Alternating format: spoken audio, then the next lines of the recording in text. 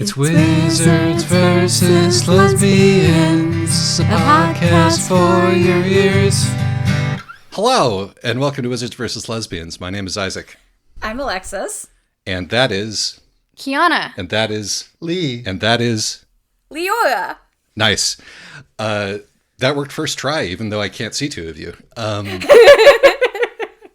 And we've been doing this for 3 years now. It really doesn't feel like that, but we're celebrating this with the third annual Wizzly Awards.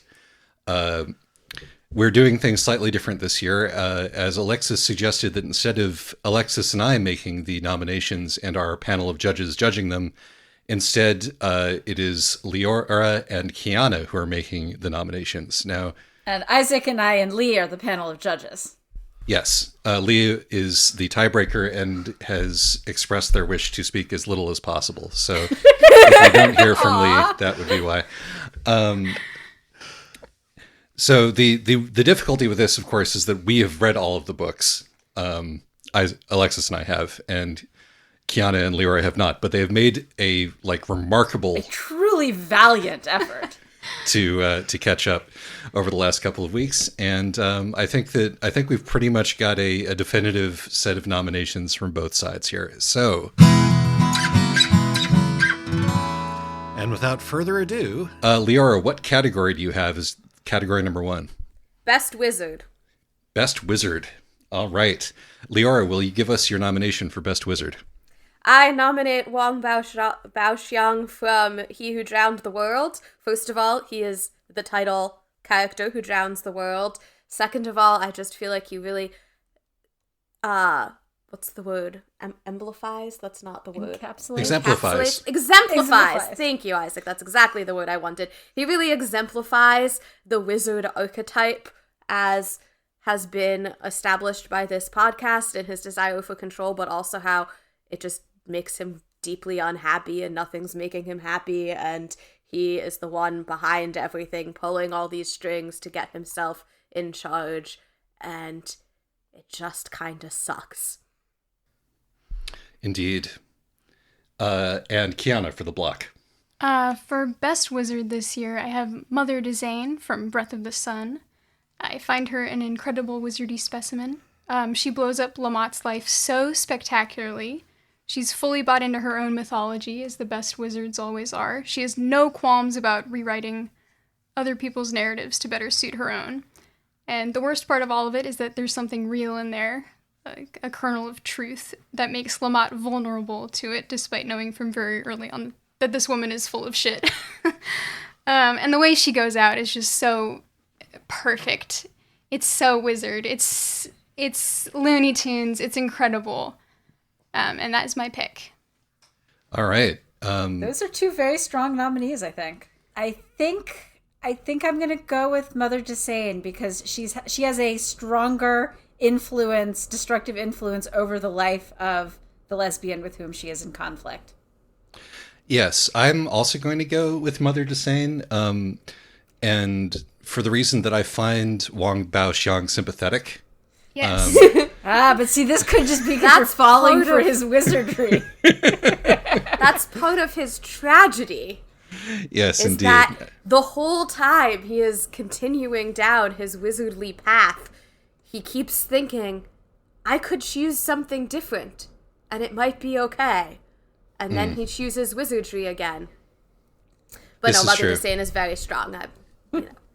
No, two very strong candidates there from two books that I suspect will show up a lot in our nominations as we go forward. So, Yeah. Best Wizard of the Year, Mother Dezane, From Breath of the Sun. Breath of the Sun, not to be confused with She Who Became the Sun or Unconquerable Sun.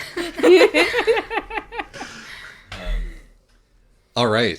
Kiana, will you hit us with the next nomination? I have Best Lesbian up next. Makes sense to me. Me too.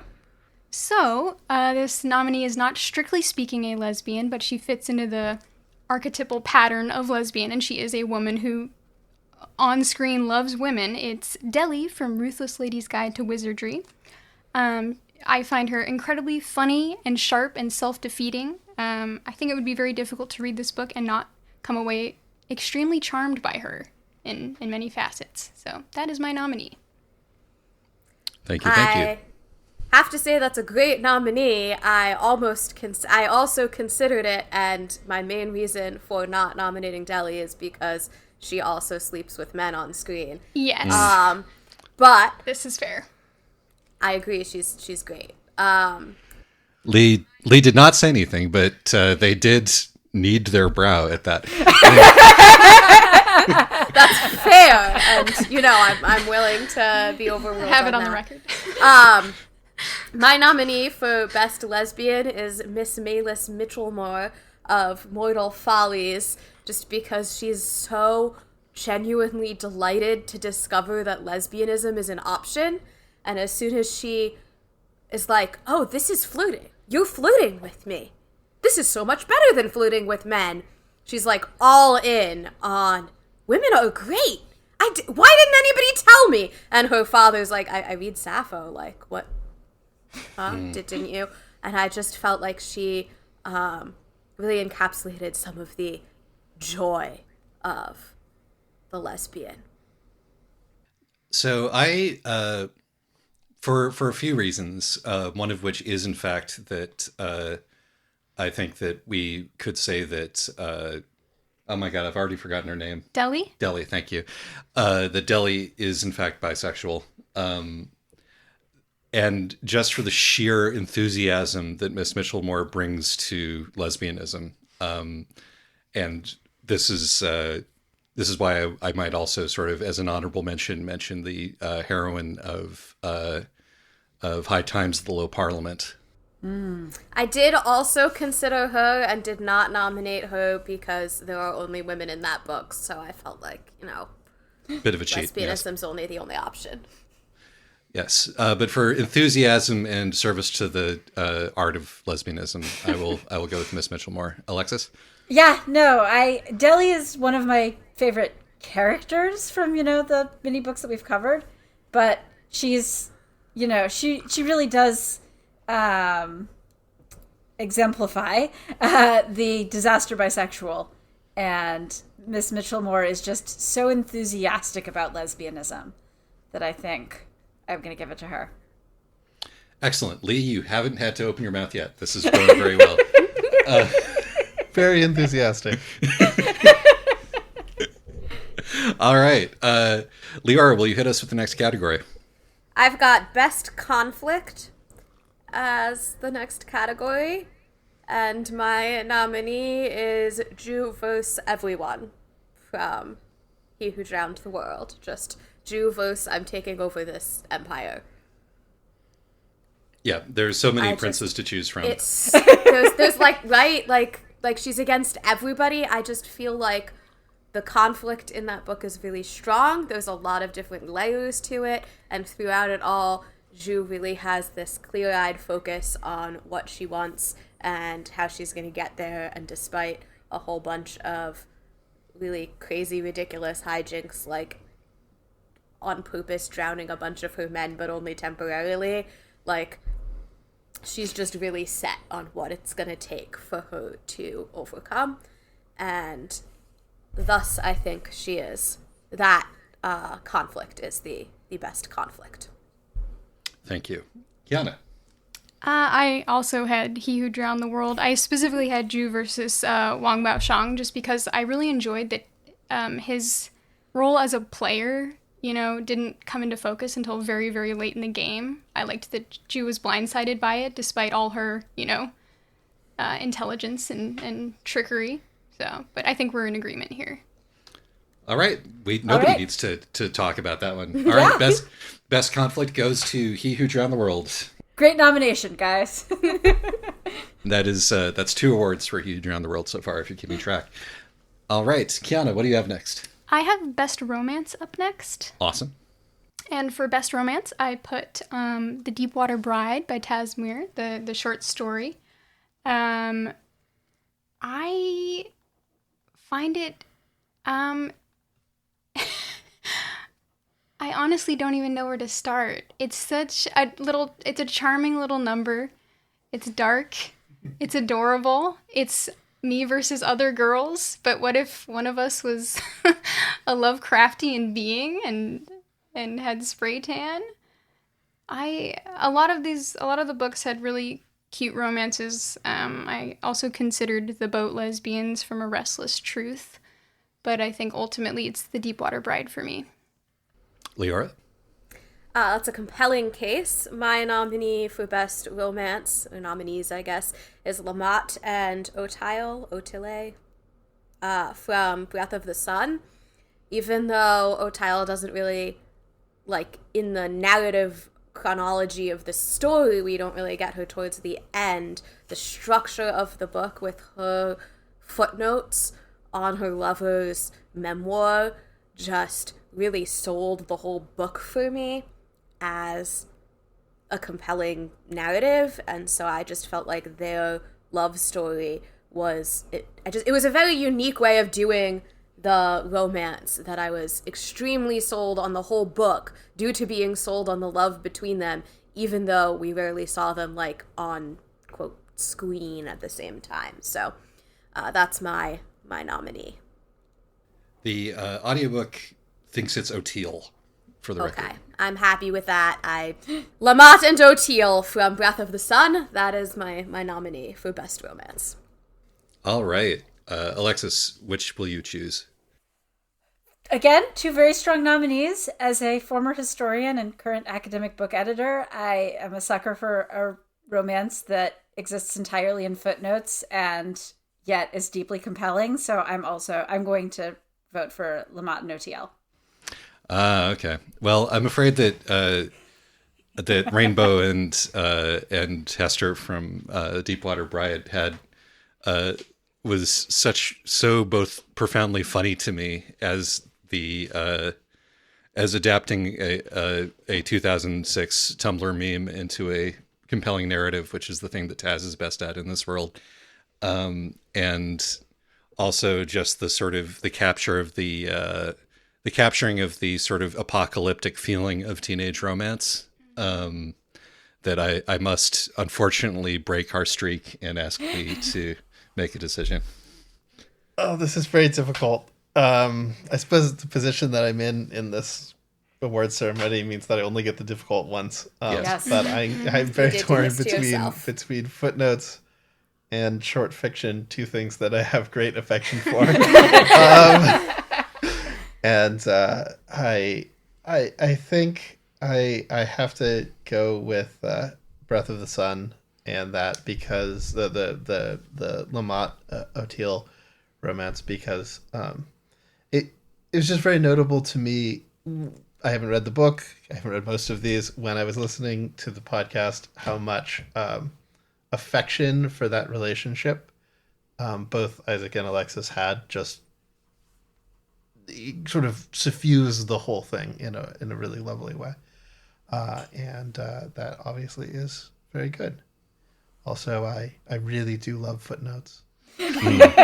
Yes. So, a bunch of academic nerds have chosen the love interest that only appears in the footnotes. All right. No. Yes. Fair enough. All right, so best romance goes to Otile and Lamont. Thank you. Do we think their ship name should be Omot or Latil? Omot. I like Omot. I like Omot. Yeah, I think it's got to be Omot. All right. Leora, hit me with the next category. The next category I have is best love interest. And my nominee is Wynne from Ruthless Lady's Guide to Wizardry. She's such a lovely counterbalance to Deli's disaster bisexual. She's competent and down to earth and like so posh, but just really compassionate and practical, and I just adore her and her like, that's not regulation. Hammerball. Hammerball, All yes. I remembered was fantasy rugby. So, that's not regulation Hammerball. I thought she was a delight. Leora would like to add an honorable mention for Waymond from Everything Everywhere All at Once. despite him not being a lesbian or a woman. Wynn is a delight. However, she's just a little too straightforward for me. She's just a little too kind. If only we had someone who, was spikier and wore masks, both literally and figuratively. My nominee is Violet from A Restless Truth. She is a, at first very mysterious and sexy character who appears, to kind of make eyes and flirt boyishly. And as you get to know her, and she's, scared of vulnerability and has all these masks and stories that she tells herself. And much like Wynn is a good counterbalance to the disaster bisexual, I think Violet is a wonderful counterbalance to Maud's effusive everything and earnest everything, especially when it comes to sex. I think those scenes are adorable. So she is my favorite love interest. All right. Based purely on who I would rather go out with, it's Violet for me. Well, how else do you decide this? I don't know how else you decide this. Alexis? I'm genuinely torn.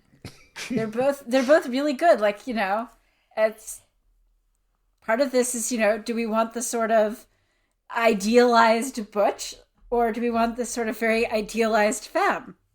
Yes. It's a hard choice. The idealized femme is a mess? Is that? Kind of, yeah. Violet does cross-dress quite a bit. But she's an actress, and her relationship with Maud is very much, it does involve it involves a lot of let's be girls together. I don't know. I think I'm going to go with Wynn, though, partly because I feel bad about voting against Ruthless Lady's Guide earlier. Which I genuinely like. Also because I want to make Lee suffer. Sorry, Lee. Lee, do you want the half troll, ridiculously upper class like Basil Stagg hair? That's not cricket, but also kind of weirdly jealous and condescending. Win, or the lying, manipulative, sexed up, fake English, but actually American. No, it's the other way around. Fake she American, only does but it to actually protect English. herself. Jill, who in fact has a heart of gold underneath it and is on a boat. And she's on a boat. But Wynn can ride horses and drive stagecoaches. This is true. I dislike that you're making me choose between two English people. Wynn is only fantasy England. Yes. I mean, it's I don't obviously know if that makes England. it better or worse. Yeah, right. American, right? No, Violet pretends to be American. Oh, right. Violet does at least pretend to be American, which may be She better. has the decency. She has a terrible New York accent in the audiobook.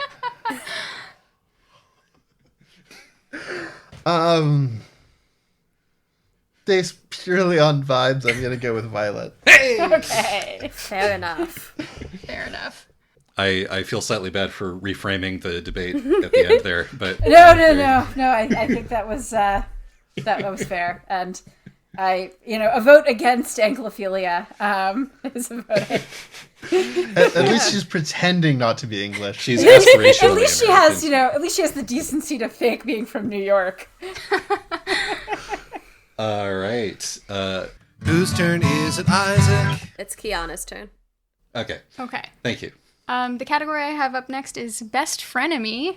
All right. I think there were some very, very strong candidates for this. We have Absentia Doc, of course. We have Hawthorne. But in the end, who else could it be besides Oh-Young? I mean, what is a frenemy if not someone you have mutilated each other multiple times. You have, kidnapped each other multiple times, and underneath all of it, there emerges this deep well of respect, and it all goes so badly. So it's Oh-Young for Best Frenemy this year. I have to say, Kiana, I strongly considered all three of the characters that you just mentioned before ultimately deciding, for exactly all the reasons that you just said, that it's gotta be Oh-Young. He's Oh-Young sweep. he's just so, like, they have this cord that twangs between them. Yes. And they mutilate each other, and they have, like, this weird BDSM kind of thing going on where Oh-young's doing this self-harm, and Drew's like, let me help you with that. I'll hurt you, but not in ways that are gonna mess up you permanently. Can you really be a friend of me if you haven't just, like, sunk your teeth into the other one? Right. The biting. No, wait a minute. That was just my mother. Moving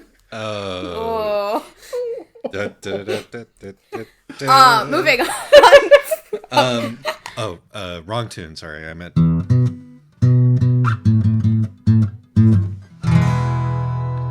There we go. Yep, okay. Isaac, you started to say something that you were not expecting. Oh, I wasn't expecting queer platonic BDSM in my historical novel about the Ming Dynasty. Historical fantasy about the Ming Dynasty. Yeah, but that part wasn't the fantastic part. There was no magic involved. Even setting aside the magic, there's some things that are not historically accurate in there. Even setting aside the, like, it's a historical novel. Sure. The novel part covers that. Sure. Yes, fine. There's a lot of self-mutilation in Ming Dynasty literature. Yeah. There's a lot of self-mutilation out of love. Honestly, very historically accurate. Honestly, you cannot deal with your pain, my friend of me, so I'm going to bite you really hard. I could see that showing up in, like, some sort of Water Margin spin-off. So I thought this was going to be a better year for Abstentia, but no, Oh-young is kind of hard to argue with. I mean, Abstentia would have carried the category in any other year, but no, the Drew Oh-young relationship is so central and so fascinatingly awful. All right, I think that's 3 for He Who Drowned the World so far. It's a good book. Yep. And 2 for Breath of the Sun, so. 2 for Breath of the Sun. Leora, your next category, please. I have Best Token Good Dude. And my nominee is Finn from Stakes. I feel like Stakes just has a lot of really terrible men in different kinds of ways. You've got, obviously the Vampire King and all of the other male vampires who have their things going on, and you have the Ice King who, means well, but just does not really stand up as, like, a model of positive masculinity. And Finn's just there being a bro and trying to do his best to help his friends through this difficult time in their lives. I have Otto from Babylon I just think he's neat. I did really like Otto. But my counter argument is that there are other good men in Babylon I. There are. Yes. I can't believe that it didn't occur to me, but this one absolutely goes to Finn. He's kind of the epitome of the token good dude.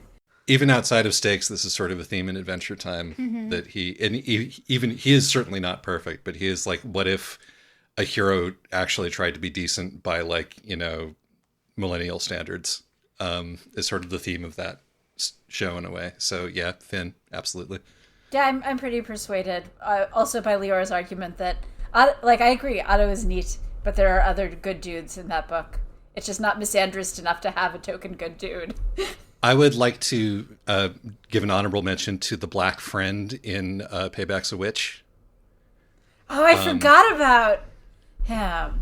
Yes, whose names we can't remember because he's that important to the story, but he is also, like, the one decent man in that extremely misandrous story. So, yeah, the best friend's brother or something. Isn't that who he is? That is who he is. Yes. Yeah. Yeah, that's fair. So, all right, Kiana, your next category. Whoop. That's my tea. Oh, sorry. Kiana, your next category, if you'd be so kind. My next category, I think here's where I switched some more things around. I had Worst Mom up next. And for Worst Mom, I have Book Eater Mom from the Book Eaters. I did not read this book. I will never read this book. The reason that I have her when there are other, like, textually awful moms is because she doesn't even know how bad she is. That is my nominee. It's a really crowded field this Yes. year. It is. It is an extremely crowded field this year. I wrote down multiple options just in case we nominated the same person. So I'm going to go with Dr. Frank from Unwieldy Creatures, who is Frankenstein and the monster, Frankenstein's monster, the kid Ash, being the child who has to deal with having Frankenstein as the parent. And like Kiana, I did not read The Book Eaters and I did not read Unwieldy Creatures. I just listened to the podcasts on them, so, based on that, that's my nominee. Those are two extremely strong nominees. Alexis, would you like to... This is a banner year for worst mom. There were so many. There were just so many really awful moms in this, in this particular season. There's also The Advisor in The Outside. And Deli's mom. Let's not forget the exoskeleton mom. Yeah, the exoskeleton mom. I feel like all three of these deserve an honorable daughter is mention. smoking weed in the park by the age of 12 or whatever it was. Sorry, that would be ridiculous. She was 8, I think. Yes, so I think all three of these deserve honorable mentions. Yes. But of the two, I have to go with the Book Eater's mom from The Book Eaters because... And partly this is because we get to see inside her head even more than we get to see inside Dr. Frank's. We actually get both of their narratives. But Dr. Frank is really obviously awful. And I think that the Book Eater's mom is more insidiously awful. I think she has managed to convince a lot of readers that she's a very sympathetic character. Yes. And thus, she really is she's very much the mom of, a neurodivergent child who wants, everything about her child to revolve around her, including, the drama of how hard your sacrifices are that you have a neurodivergent child. Yes, I found putting up with both of them to be extremely difficult, but Unwieldy Creatures knows that Dr. Frank is bad, and the Book Eaters is not aware that its main character is a bad mom, and therefore it has to go to the Book Eaters. So the Book Eater's mom, who has a name, but God knows I can't remember it. My notes I say wasn't Devin. going to learn it. Oh, okay. Devin, thank you. My notes say Devin, and only because I looked it up when I was trying to decide. I did not even do her this. This basic courtesy. Yeah. Fair. Yeah, this is another one where, in a normal year, Ruthless Ladies Guide would have a real strong contender, especially for me. But I actually think that the Book Eaters probably can take all of them for worst mom. Lyra, your next category. I have the Whale Award for Disruptive Plot Twist. My favorite award. It's a good award. And my nominee for this one, courtesy of the book I finished about 4 hours ago, is the moment when the cetacean pirates show up in the middle of the Valhalla. In Valhalla, there's this giant battle going on, and there's already 4 different factions of the good guys and the good guys who are undercover as bad guys and the actual bad guys. And there's just a lot of things going on, and then genetically modified pirates who show up and torpedo everybody and disappear, and it's just what so that is my nominee for the Whale Award, also because they're cetacean pirates and it's the Whale Award, and I just Oh yeah, no, that works. thank you. Kiana? Mine comes from the same book, but I instead chose the entrance into autism heaven, as I believe Isaac said on the podcast. I think it is an incredible left turn based on the tone of the book. I didn't actually read this one, but I listened to the podcast and I heard Isaac talk about it a lot, and this was the moment that he really he was very incredulous and delighted by, so that is my pick. Yes, do we need to choose which event from the almost entire 80% composed of Whale Valhalla? Yes, Whale just Valhalla wins the Whale Award. I did offer an honorable mention to the twist in A Ruthless Lady's Guide where you think you know what's going on and then all of a sudden the good guys are drug dealers now. Yeah, but that yes. But that's not a disruptive plot Right. twist. That is So- why I ultimately decided to go with the cetacean pirates, but Yes, who, as you point out, are whales, thus making it even more appropriate. But yes, I think Valhalla is definitely the book that should win the Whale Award this year. Indeed, it's all whale. I would like to offer as my honorable mentions. They Put a Bomb in My Son from the Book Eaters, and He has their hand over their eyes. and it turns out that I've been unpersoned because I got too rough in sex games with my girlfriend from Exoskeletons. Oh, but see, that one's not disruptive because that one is heavily foreshadowed. So to speak. Because in the book you get an extra shadow when you commit a sin. So Look, I'm not saying it's a good plot point. I'm just saying that, it doesn't come it out of followed. the blue like a whale falling on you from above. yes, this is true. Man, people might think that the Whale Award is from The Hitchhiker's Guide now that you mention it, but it's not. Or Moby Dick. Foreshadowing. No, it's Anywho. from The Fortunate Fall, which is... I that's another reason why it's actually really appropriate the Valhalla one, the Whale Award, because both that and The Fortunate Fall get this sort of baffled affection from us. Yeah, no, I Where agree we're like, completely. this book is a mess, but, it's... I do not regret a single minute that I spent reading it. Yes. Leora, not Leora, in fact. Kiana, Kiana. what is your next category? I have Best Jingle. Ooh. Are you- The height Should we of push it back? self-indulgence. Should we push it back? Or I don't. are you ready? I don't want any special treatment for Best Jingle. I Okay. think that. Are you prepared to play it for us? What? I am. Not in real life. I mean a recording. Oh yes. Okay. I'll edit that in right Excellent. now. Okay. Um, Hem. We had an excellent crop of jingles this past year. Clever jingles, silly jingles, jingles filled with righteous anger, and just plain catchy jingles. But only one of them matched my rising incredulity and awe as I read the first 2 chapters of this book out loud to Isaac on our honeymoon road trip. For your consideration, it's Rasky the Wonder Horse from episode 59, Tomoe Goes In. Enough with the politics. Right now we need to sing of our heroine's wondrous steed. It's Rasky the Wonder Horse. Will he chew off your face? Of course. He'll jump in the air, kick all of his legs, and then come down facing the opposite way. Keanu, that was very good as a pitch. Thank you.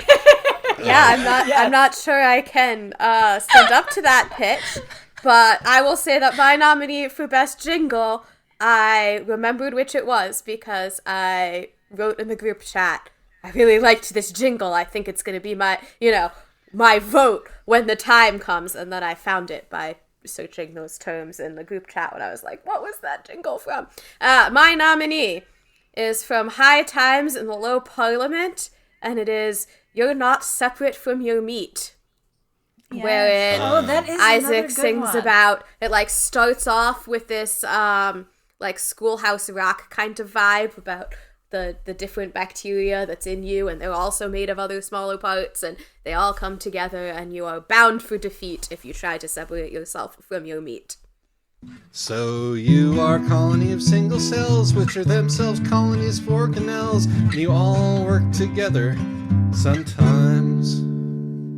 And a lot of what you eat is currently alive, and you host bacteria in order to survive. You're a crew in a zoo in a thrumming hive, and you think of yourself as I.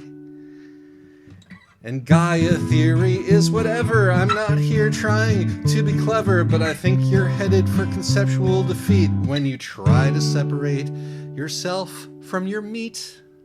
So let's see here. Alexis, do you have opinion about which one of those is best? I do, but I want to hear yours first. I think that just because Rasky the Wonder Horse is mostly good because it just describes, with no exaggeration, what happens in the book, and the other one is me editorializing about the book, that I'm going to go with Yourself from Your Meat for my pick. So I was truly torn, which is partly why I wanted to hear Isaac's opinion first.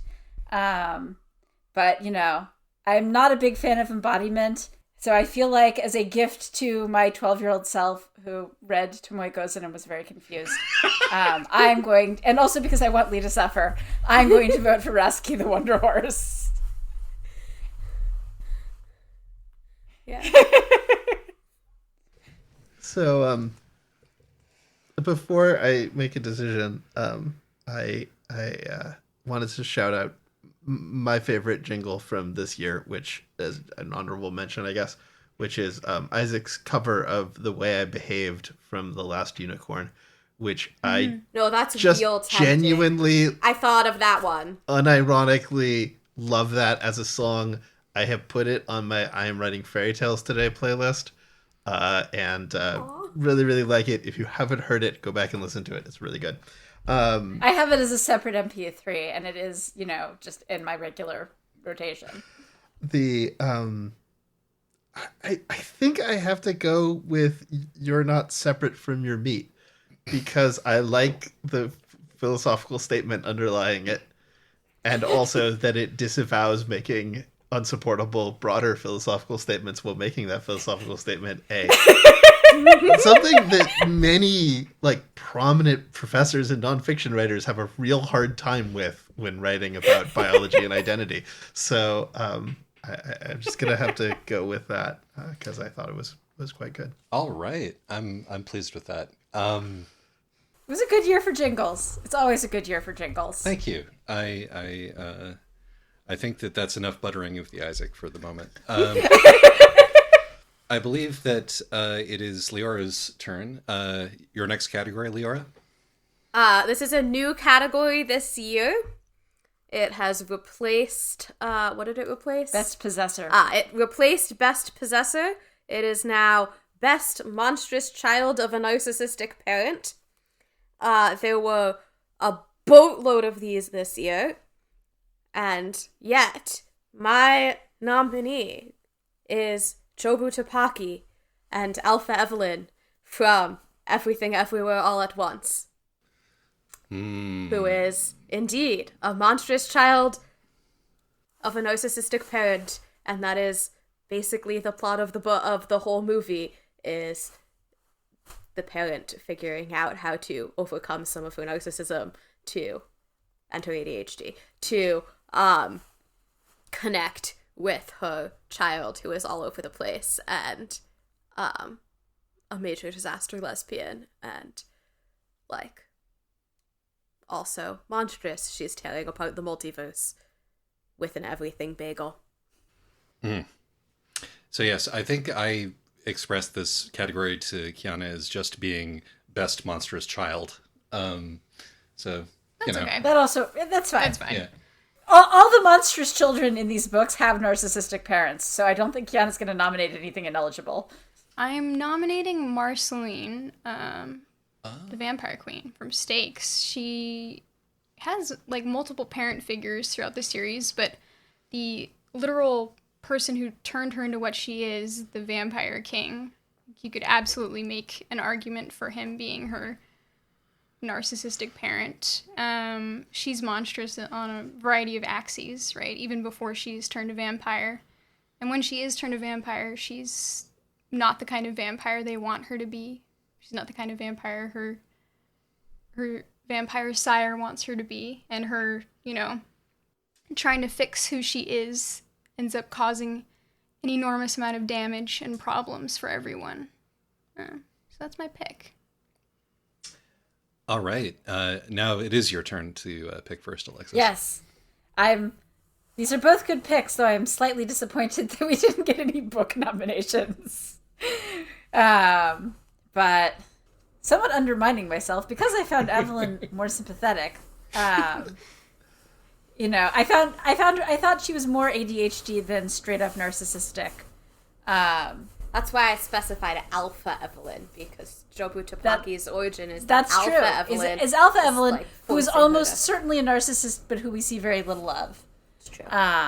So, but the other thing is, Marceline has multiple narcissistic parents because the Ice King is absolutely a narcissistic parent. Mm-hmm. So I think, and Marceline is, you know, very much a monster. So And her actual dad, outside of stakes, is a giant demon in a business suit. Who that's right. Yes. Who is also- indiscriminately sucks Yes. people's Who's souls. absolutely a narcissist. Yes. Yeah. So she has 3 deeply narcissistic dads, and you know we already have a worst mom award. So I think in this case it's good to give this one to somebody whose narcissistic parents are dads, all 3 of them. Yes. I am also going to go with Marceline, pretty much for exactly the same reason. I think it is funny that we have managed to pick 2 nominees who are not autism coded when that sort of Yes, where this whole category was started. But I don't really need to list all of the potential nominees here because we've been through them exhaustively. Although I want to give a particular shout out to Violet from Valkyrie, who I think is a great monstrous child of a narcissistic parent. From Valhalla. From Valhalla, sorry. From Valhalla. Yeah, I actually, if I had been nominating, she was going to be my nominee. I actually, because I understood the award as best monstrous child of a narcissistic parent, if I'd just been talking about monstrous child, she probably would have been my pick. Her dad used her as bait. But he's not dead really for the entire present book. in the book. He's like He's almost in certainly the not sequel when actually he dead. almost certainly comes back. We can discuss it. But even though he's a narcissistic parent, his presence in the book is not damaging in the way she still feels connected enough to him to name her sternum bug knife after him. Wasn't Sternum Bugknife the shortstop for the 27 Phillies? And, like, you know, yes, he sucks, but I just didn't feel like he was present enough. But Violet, wow, is she an archetypal monstrous child based on the archetype that you have. I had her written down, and then as soon as I realized I misunderstood the category, I quickly swapped to Marceline, so... All right, so let's give an honorable mention to Violet. All right. I would also like to give an honorable mention if it's possible. Absolutely. I realize that retros are generally disqualified, so this is unsuitable in many respects, but Hala from Travel Light. Ooh. Yeah. I mean, you know, her narcissistic parents basically vanish from the narrative after paragraph 2, but they're definitely there, and she definitely is monstrous, albeit in a fairly kind way, but... Yeah, that just slides into the eligibility window, so that would have counted, except it's retro. Extremely retro, like 60 years old. Yes, I was really not expecting Adventure Time to win 2 awards this year. That is really taking me by surprise, but there we go. Some compelling arguments have been put in favor of it, so... Yes. I believe that it is Kiana's turn next? It's Kiana's turn. Yeah, it's I have Kiana's a turn. Deadest Author up next. Awesome. And The award that we can never agree what it means. in this instance, I did not read this book. I'm basing it purely on the podcast episode. It is Payback's a Witch. Should be self-explanatory, I think. I will say that is the book that we had the most fun with in a way that the author almost Yes. certainly did not intend. So I think that's a pretty good nomination. Leora? My nominee is I Keep My Exoskeletons to Myself, which also I did not read, but also I felt like a lot of the podcast was the two of you saying, well, I don't think this is what the author intended by it, but... And thus it is my nominee. But, you know, Payback's a Witch is a real good thing, and probably I didn't think of it because it was so long ago. That's true. We did manage to scrape together a reading of Exoskeletons that made it decent. If you assume if you decide that book is a psychological horror story about the parent, then it's fine. Yes, if you actually read against the text, it's you can get some interesting things out of it in a way that Payback's a Witch did not. But I'm still going to go with Payback's a Witch just because I thought it was incredibly funny and not for any of the reasons the author probably thought. Yeah, that's fair. I'm going to go with Exoskeletons because Poorly. we really had to... No, because, we really had to work for... but we did find a reading that is absolutely... Well, the author is dead, so we can advance this interpretation of the text. Well, Lee, who's the deadest author out of those two? I am very uncomfortable with the way that this word category is named. I just want to register that. I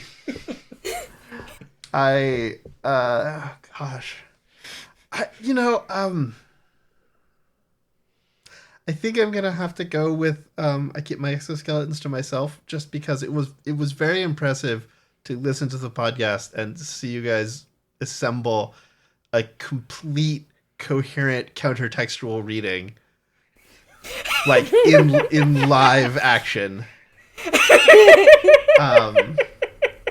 And that was just really impressive work, and so I think sort of in honor of that work, I'm gonna give it to that one.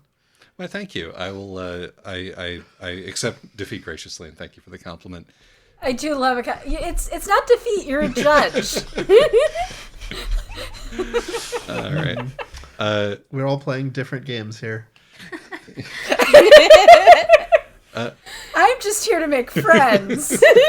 Oh, sweet. Leora, what's your next category?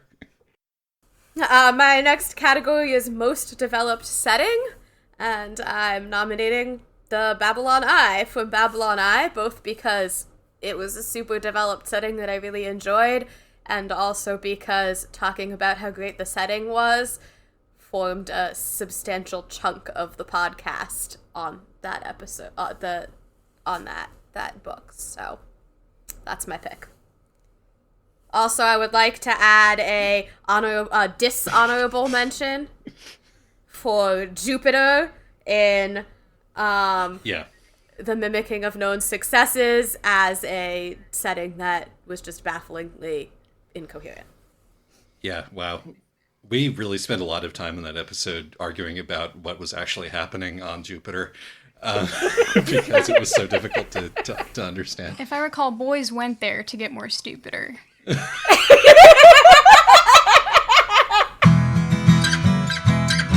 Joke! I mean, that is kind of what happens in the book. Thank you. Yes. Kiana, would you favor us with your nomination? Yes, my nominee for most developed setting is Breath of the Sun. I love the lived-in feel of the religious and philosophical history. It has all this very natural feeling, splitting and breeding and mutation of ideas over time. This like schisming and theorizing that humans do constantly. But I think really it's rare to find it this well developed in books because it's hard to do, I think. It requires like attention to the real world and a very specific kind of imagination to let things unravel like that. And I think Breath of the Sun accomplishes that incredibly well. All right. It's Alexis's turn to opine first, I think. Yeah, I don't know. I'm torn. I think that those were definitely the two books that deserved it, though it would have been funny to hear somebody suggest He Who Drowned the World. China. Very highly developed setting. London, super realistic, and Bath. Don't forget. Yeah, I don't know. I really liked them both. I think of the two, I think I'm gonna vote for Breath of the Sun because the imagery of the setting has stuck with me longer. I am also going to say Breath of the Sun. I think that the Babylon Eye world building is really good, and it has a lot of little details that you are allowed to infer that aren't directly stated, which is very impressive. Like I don't think World War I happened in this setting, sort of. I think World War II didn't happen. World War I did happen in that setting. But Breath of the Sun is such a complete world, and it's also so not a one-to-one from anything in our world. And the rules of the world aren't the rules of our world, but they still make sense, and it's just complete as it is in a way that's very impressive. But absolutely an honorable mention. Absolutely an to honorable mention to Babylon Eye. Yes. So I think that's 3 and 3 for Breath of the Sun and He Who Drowned the World. We're like the real Oscars. We have a narrative developing as the evening goes on, entirely by accident. All right. I believe that it is Kiana's turn to say the next category. My next category is least homestuck. I was kind of lost on this one. I picked a book I haven't read and, again, never plan on reading, Sappho's Bar and Grill. It seems you could not get further away from homestuck if you tried. Lyra? That's compelling. I would like to preface my nomination by saying what I said last year at the Wizzlies, which is I have no idea how to judge this one because everything I know about Homestuck comes from this podcast. So I had a hard time going through the list being like, I don't know.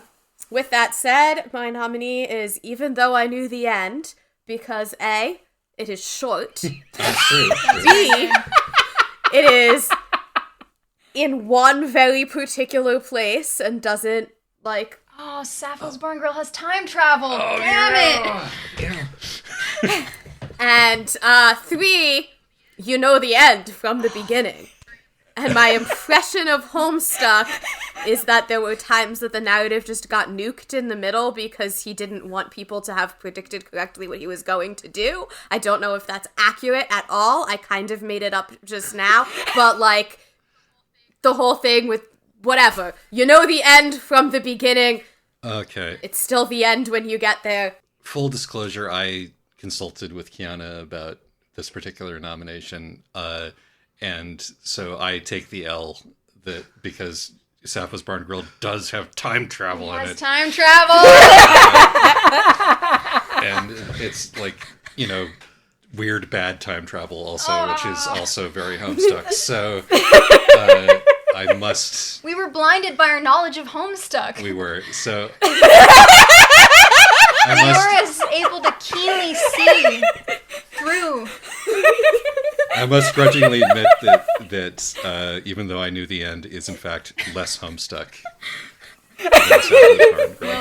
Well done. Which is indeed not very Homestuck, but yeah, I think I also have to go with slightly more Homestuck. It is slightly more Homestuck, if only because it involves bad time travel. Yes. Well, sorry to say it, but yes. So even though I knew the end wins that one. I actually wanted to make one comment about the relationship between Sappho's Bar and Grill and Homestuck. Please do. Not that I've read any of these books, including Sappho's Bar and Grill. I'm about 2 years behind on my podcast reading, so but Sappho's Bar and Grill and Homestuck seem to me to be like the narratives serve the same psychological purpose for the author. They're like about how I'm justified in all of my opinions and like I'm better than the people who I think of as they both have smug narrators. Yeah, 100% kind of suckers. And like Sappho's Bar and Grill is like turfy, nostalgic for second wave feminism, and Homestuck is asshole nostalgic for the Something Awful forums, but like the energy is kind of the same. Anyway, I feel so defeated right now because this one was. I have to say I'm totally baffled at the way this judging played out, but I'll take it. I think Kiana's right. It takes the clear eyes of somebody who's never read Homestuck to properly judge Most what is things really have time Homestuck. travel, says guy who's read one work and it's Homestuck. Getting a lot of Homestuck vibes off of this. Alright, let's move on. Yes. Okay. Let's absolutely move on from Homestuck. Leora, can you The help us? next category that I have is Best Retro. No, we got rid of Best Retro. We got rid of Best Retro. It's now Best Nostalgia, or did we get rid of we got both? rid of all the retro awards because we didn't do enough retro episodes this time. Oh, great. Never mind. Skipping ahead to the most disastrous Oh, no, couple. hang on. Let's make Lee decide whether Travelite or The Last Unicorn is better. No. We're not doing that. Okay. The most disastrous couple. Yes. And I have a backup in case you declare this one ineligible. But my nominee for most disastrous couple is Hannah and Women's History from Sappho's Ball and Grave. Oh, that's good. I do like that. I don't think I'm going to quibble with that as a nomination. Kiana, who do you have for most disastrous couple? I'll allow it. For most disastrous couple, I have Ju/Ouyang. I think that they fit into this. I think that their red string of fate it surpasses bromance. It surpasses frenemy. It is a relationship in the sense that their well-being and mental health and the status of their armies are tied up in each other. And you could go on to AO3 and have the pairing and have it still be like a platonic relationship, right? You see this thing a lot. So that is my pick. And they're very disastrous. I don't think I have to get into that. No. No, I'm definitely not going to dispute that they're disastrous. Wow, it's really interesting that both nominations were non-romantic couples. Well, I mean, Hannah actually what does Sappho's kiss / right. sleep Sappho's with. ball That's and true. grill. That's true. Actually, It's Hannah actually does it's make romantic out and with sexual. She with opens women's the book. history. My claim for why this is valid as a thing is because the book opens with her saying, "Screw this. This year, I'm going to make women's history my date or my Valentine or Yes, whatever it yes. is." And Oh no, you're right. You're right. and she does make out with a lot of historical women. And boy, it's a disaster. Okay, I believe. But a very different scale of disaster from Ouyang. So I believe it's my turn to opine first on this one. Yes. I love the idea of Hannah and Women's History being the most disastrous couple. But I must ask, disastrous for whom? Like Hannah's romance with Women's History is mostly disastrous for her own individuation, and for an entire generation of college students. well, she loses her job almost immediately after the events of that book, so it's not that much. If I recall you telling me about the sequel, Which I haven't read. I've just looked it up on Goodreads. yes. And whereas the cringe fail relationship between Ju and Ouyang like gets hundreds, thousands of people killed, like the movements of entire armies, war, famine, disaster, disease, the fates of nations. So I'm going to go with Ju and Ouyang. Yeah, this is a really hard one because I mean, I'm very compelled by I'm going to make women's history my date, and then watching her just do terrible things. As a historian, I find what she's doing to women's history really, truly disastrous. On the other hand, as a Qing historian, I find the founding of the Ming to be really, truly disastrous. I'm gonna go with Sappho just to make Lee break the tie. All right. I'm gonna go with Ju and Ouyang. Thank you. I think the metatextualness of Hannah and Women's History is fantastic, and I love it. But I have to go with the thing that is disastrous in the text, and Valid. yeah.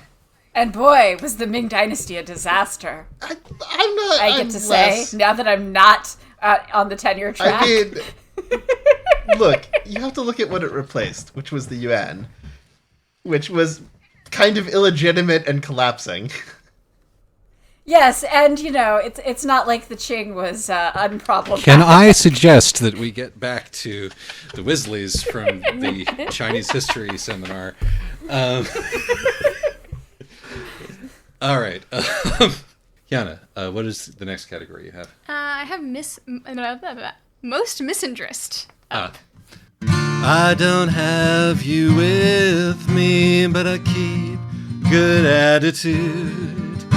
Do you miss me most misandry like you say you do? This was a banner year for that. It really was. It was, but, let's keep the streak going. It's Sappho's Bar and Grill. Again, did not read this, do not plan on doing so. Leora? I mean, Sappho's Bar and Grill is exceedingly misinterest. I cannot deny this. It's also on my list. I'm going to nominate, for the sake of, having an argument, the Valkyrie. Partially, which was also misinterest, and mainly, which I did not read it. But I did enjoy Isaac's jingle about the very particular kind of misandry in that book, where it's not just that the men kind of suck, it's that, well, we couldn't expect better from them anyway. And the misandry of low expectations. So for that reason, I am nominating the Valkyrie, although I will also say that I strongly considered nominating Water Outlaws for the main reason that it gender swapped all of the men on the good side and not the evil men. Definitely honorable mention to the Water Outlaws, Agreed. yes. Although I would dispute your characterization of those guys quote, as good the good guys. side. Yeah, I think that there's too much glee in it for me to really take the Water Outlaws, what they do with men, seriously. And I really appreciate the fridging of the one good guy on the Outlaws side, also in that book, as I mentioned. I did consider nominating him for Best Token Dude, but Finn just seemed more. So, although the Valkyrie is in fact very misinterested in a kind of like, in a way that I found like icky, as Leora was saying, it also proposes a way to be a man that's not bad. At least it has some ideas about, well, maybe, if men went back to being like, nurturing, builders of things and, and like administrators, and rather than warriors and stuff, that, men can be decent. And there are some decent men in that book, albeit they're gay, but they're still like, there are some decent men in that book. Whereas it is entirely beyond the realm of possibility in Sappho's Bar and Grill that any man might have something useful or interesting to give to the world. And so I'm going to have to stick with Sappho's Bar and Grill. Yeah, it's got to be Sappho's Bar and Grill. Of course it's Sappho's Bar and Grill. I appreciate your effort, Leora, to make there be an actual debate, but No, Sappho's Bar and Grill is just Yes. misinterest to its core. it is misinterest to its core. And now the brand new category, Best Short Story of the Year, which we will give to a short story from like the mid 2010s. It's Deepwater Bride for me. Kind of just recapitulating the reasons I nominated them for Best Romance. It's a very engaging and good read. Yeah. Yeah, Deepwater Bride, real good short story. Just to give you a very different vibe, so as to, provide the counterbalance, I'm gonna nominate Margot Lie's Guide to Dating Unprepared. Dueling Unprepared. Dueling Unprepared, which had real I think really combined a lot of things from other categories that have won well this it had a real Ruthless Ladies kind of energy, and it was just a delight to read, and it was so literally whiz-les, and it was very fun. Right. Alexis. As I did very much enjoy Margot Lie's Guide to Dueling Unprepared, which is, an extremely classically whiz-les. However, I'm pretty sure that our podcast license will be revoked if we do not give Tamsin Muir at least one award for every year. So I'm going to have to go with Deepwater Bride, which also I really enjoyed. Deepwater Bride is my single favorite thing that I read for the podcast this year. So Deepwater Bride and a walk for that one. It was kind of unfair to introduce the category and then drop that one on it. But there you go. I don't know, actually. The Magician's Apprentice is a really good story. Good. It is really good. And I really enjoyed Lay Your Stomach on My Scales. Yes, that one is That was very also good. really good. We had a lot of really strong short stories. It was actually a really good year for short fiction. And I mean, The Terracotta Bride is also very good. It's just Agreed. sad. Yeah. So yeah, no, it was a very, very good year for short fiction. I think that we've been getting better at it over the course of the podcast, and I hope to... Yeah, we should do another short fiction episode soon. Yep, absolutely.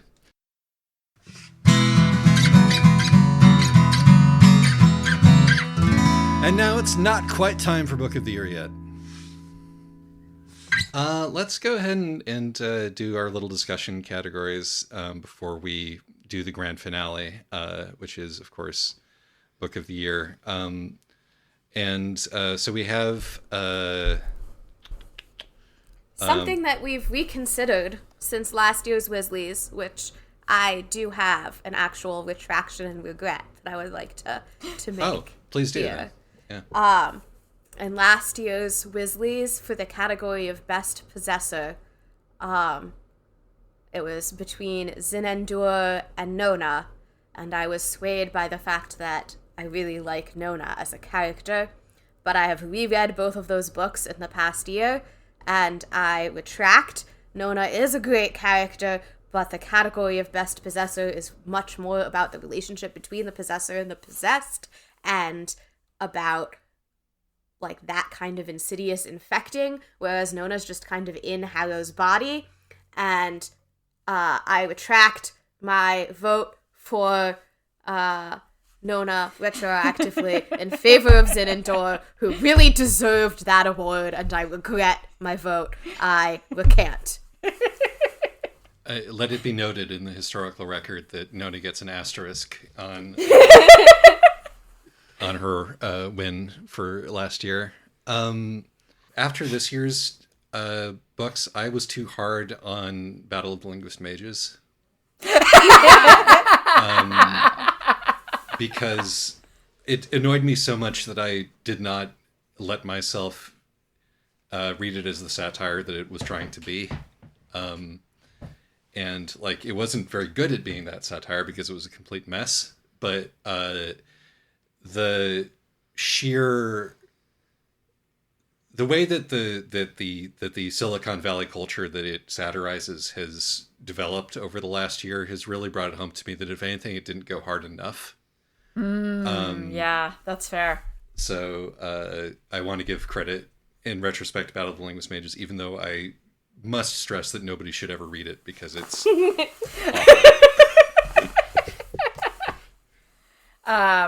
I want to give more credit to Light from Uncommon Stars, which I still think my critiques of it are valid, but I think I wasn't giving it enough credit for being interesting and well written. Having done another 2 years of podcast reading since then, I have developed a much deeper appreciation for something that, even if I think it ultimately fails, was still ambitious and well written. So, yeah. Excellent. I'm glad to hear that. It's never going to be a favorite of mine, but I think it deserves more credit than I gave it.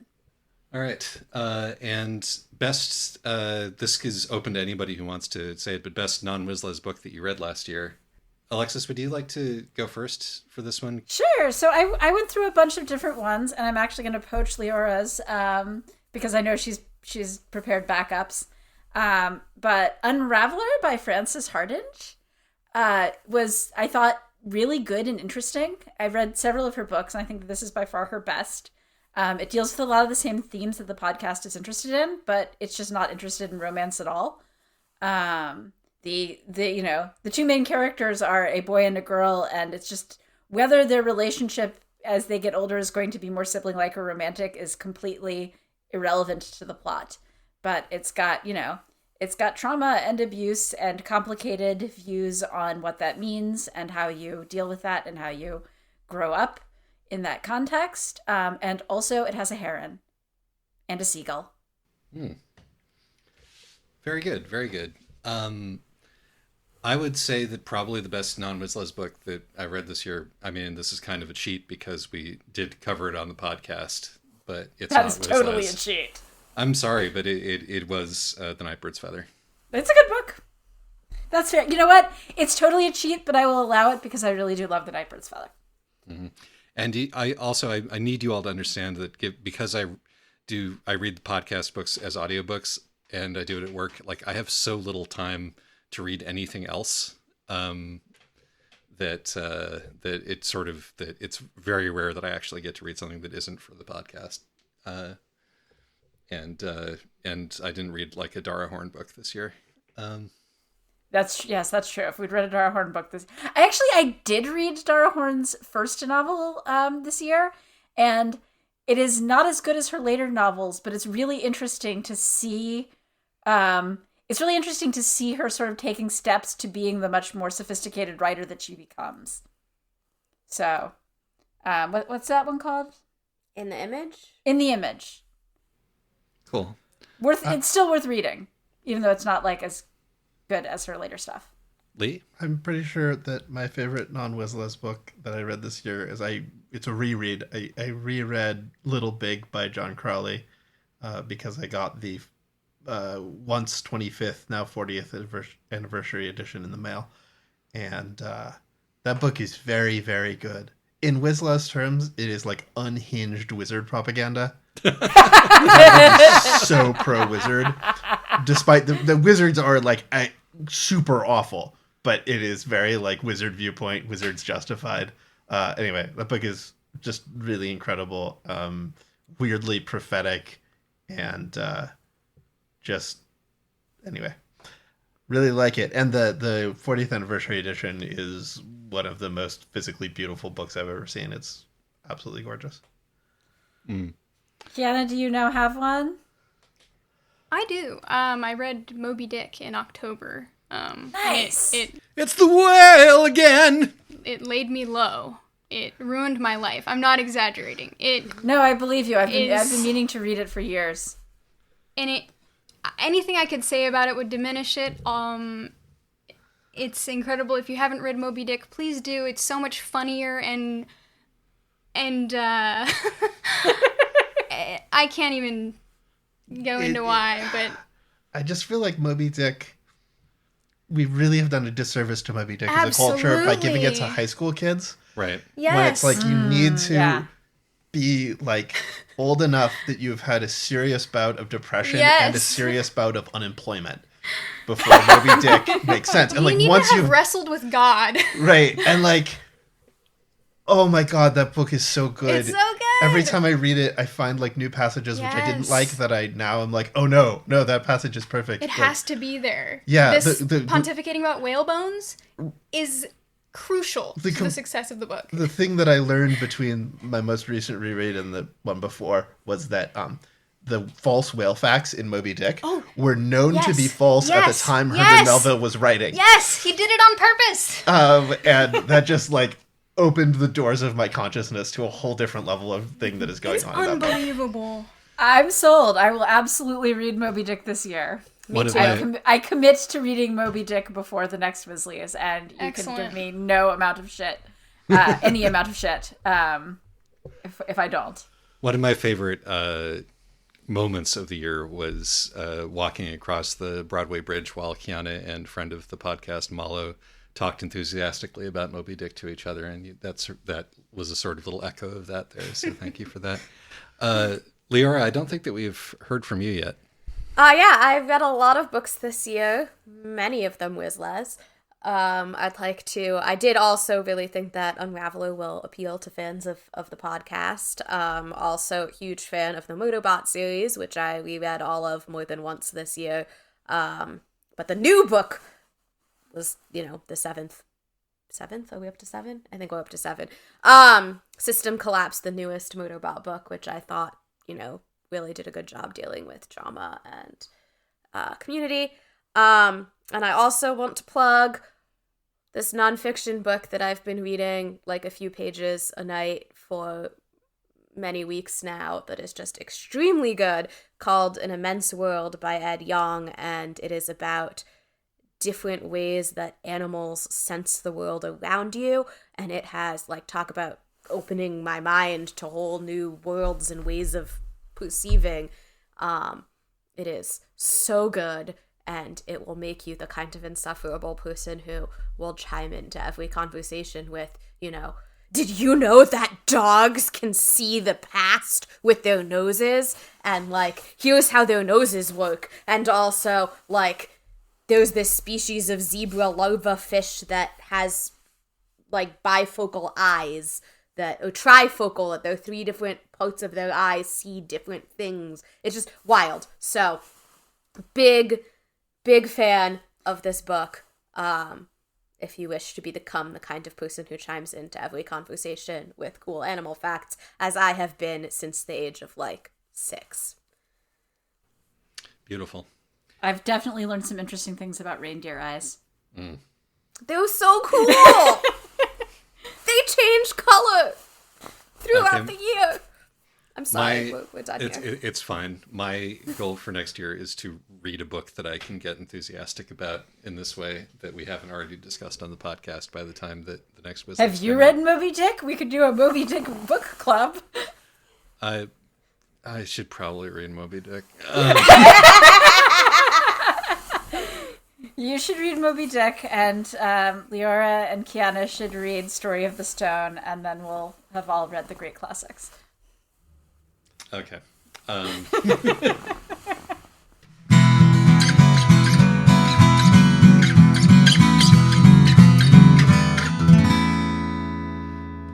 Book of the Year. All right. So, without further ado, and with our contractual mention of the Story of the Stone in the bag, it is time to name the best book of the 3rd year of Wizards vs. Lesbians, a podcast for your ears. I forget whose turn it is to nominate first. Kiana. Yes, my pick for Book of the Year is Breath of the Sun. First of all, I was primed going into this to love it because I adore mountaineering books and I love doomed expeditions of all shapes and sizes. I love the intimacy and the physical reality of the mountaineering segments, both the flashbacks and the one she goes on with Dezane.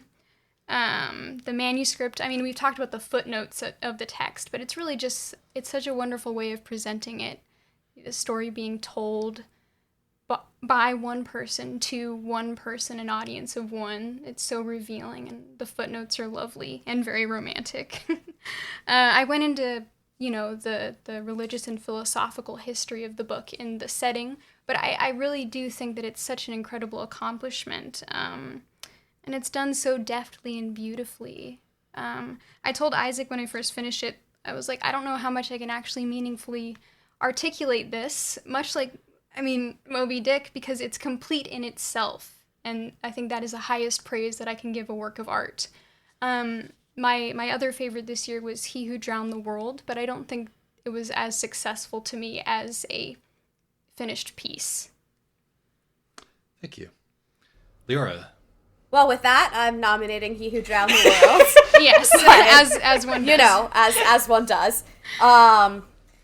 I thought that the writing was beautiful and vivid. It was complicated. It had a lot of different things going on, and yet I didn't feel super lost. I felt that it did a better job with Ju's emotional arc, that she actually like suffers real loss in this one. It was a bit at the beginning when I was saying I like was 2 chapters in and I was like, well, this is kind of fun because she was just like bouncing around, having success after success with like leaving cities in flames behind her and then comes crashing back down to earth. And I thought that was really good. I also thought that it really delivered on many of the promises that it made of the last book, particularly with the character of Madame Zhang. Yeah. And her whole arc, and the ways that she saw of achieving power, and everything with her husband. And I also thought that that all the Wang Wushang stuff was really well done. The ways in which he pulled the strings to unravel the empire, and to just like the bit with the cuckolding, with the posters making fun of the dude for cuckolding, and that's how he, manipulates things there, and everything with Third Prince and the finance minister. It was just real well done plotting.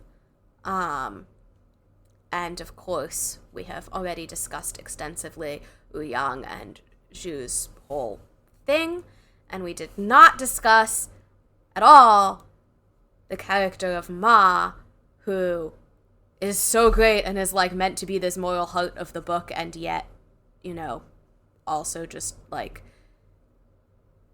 seduces the wizard with her power of not being disgusted by his femininity.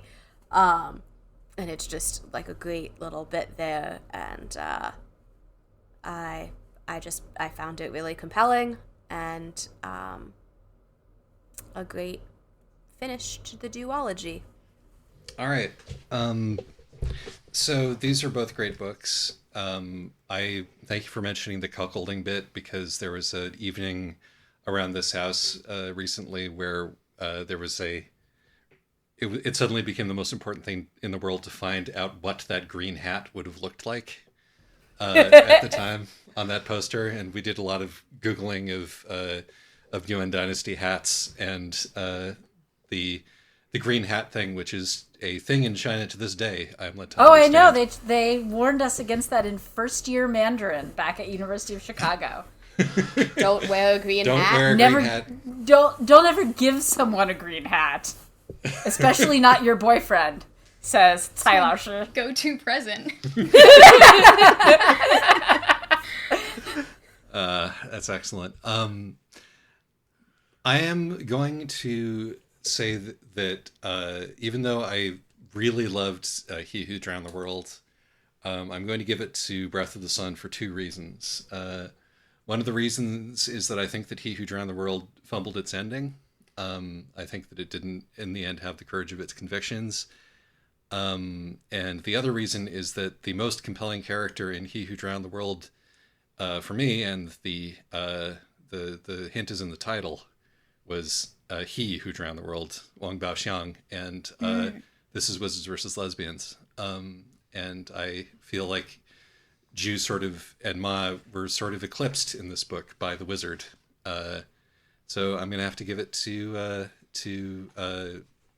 Breath of the Sun for the reasons that Kiana put forth. Alexis. This is a really hard one. They're both extremely good books in very different ways. I think that the use of footnotes in Breath of the Sun really just sold me, it was such a compact way of presenting such a complicated, loving relationship. But on the other hand, partly just to defend the ending, because I actually liked that He Who Drowned the World was willing to give a complicated ending where, it's letting somebody die is sometimes the easy ending, and deciding that, you have to live with what you've done is sometimes the harder ending. So I'm going to vote for He Who Drowned the World, also because I want to make Lee suffer. A continuing theme of this episode.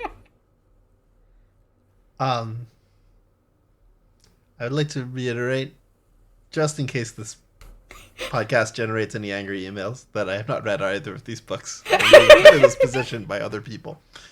But that said, based on the episodes and listening to Isaac and Alexis talk about each of these books for an hour, I think it's got to be Breath of the Sun. You guys were just extremely. You love that book a lot, and it was very clear that it was extremely good. Also, I like footnotes, and also I have some bias towards standalone books over books which have sequels or are sequels. Yes. Also, He Who Drowned the World has got plenty of publicity, and it's not like, Wizzly is a massive tastemaker, but still, I think Breath of the Sun deserves a wider audience.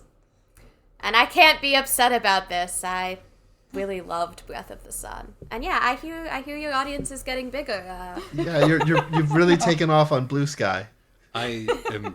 I'm completely baffled by the events of the last week. Same. To be clear, we're talking about a post that got maybe 100 likes. That's still we had 175 followers, and now we have over 200. So in terms of percentages, that's still relatively significant for us. Regardless, I would like to thank you all for tolerating our most self-indulgent recurring episode, particularly if you've made it all the way to the end.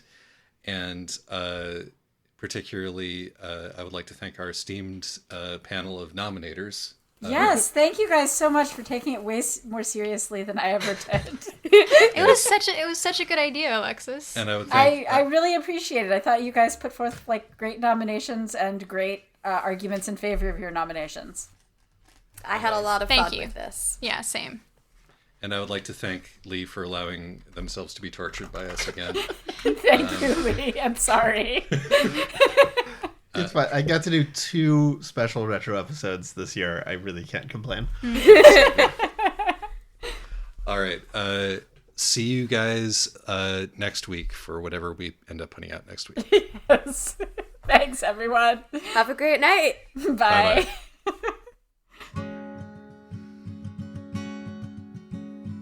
心に羽を持って伝えて胸のささやき今風に乗って心は星の彼方願いは必ず叶う会いに来てその鍵は未来へ